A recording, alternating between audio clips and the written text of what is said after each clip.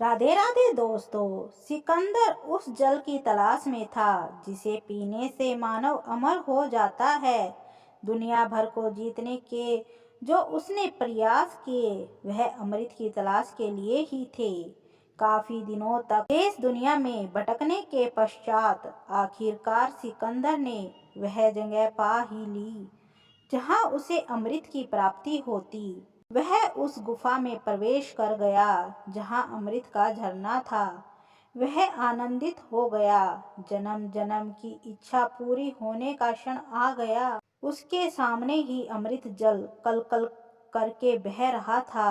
वह अंजलि में अमृत को लेकर पीने के लिए झुका ही था कि तभी एक कौवा जो उस गुफा के भीतर बैठा था जोर से बोला, ठहर, रुक जा, यह भूल मत करना।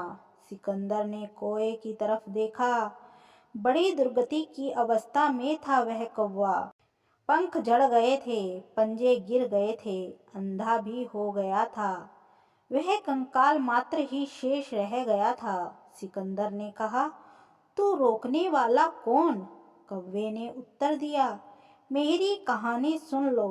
मैं अमृत की तलाश में था और यह गुफा मुझे भी मिल गई थी। मैंने यह अमृत पी लिया।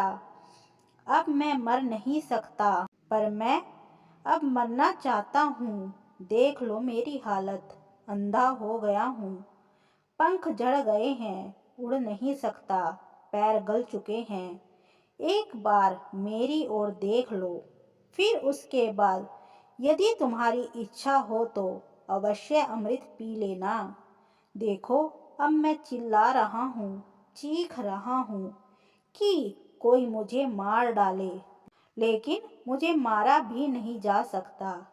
अब प्रार्थना कर रहा हूँ परमात्मा से कि प्रभु मुझे मार डालो। मेरी एक ही इच्छा है, किसी तरह मर जाऊं। इसलिए एक बार सोच लो, फिर जो इच्छा हो वो करना। कहते हैं कि सिकंदर बहुत देर तक सोचता रहा। आखिर उसकी उम्र भर की तलाश थी अमृत, उसे भला ऐसे कैसे छोड़ देता। फिर बहुत सोचने के बाद चुपचाप गुफा से बाहर वापस लौट आया बिना अमृत पिए। सिकंदर समझ चुका था कि जीवन का आनंद उस समय तक ही रहता है जब तक हम उस आनंद को भोगने की स्थिति में होते हैं। इसलिए स्वास्थ्य की रक्षा कीजिए। जितना जीवन मिला है उस जीवन का भरपूर आनंद लीजिए। हमेशा खुश रहिए। दुनिया में सिकंदर कोई नहीं, वक्त सिकंदर होता है। धन्यवाद दोस्तों।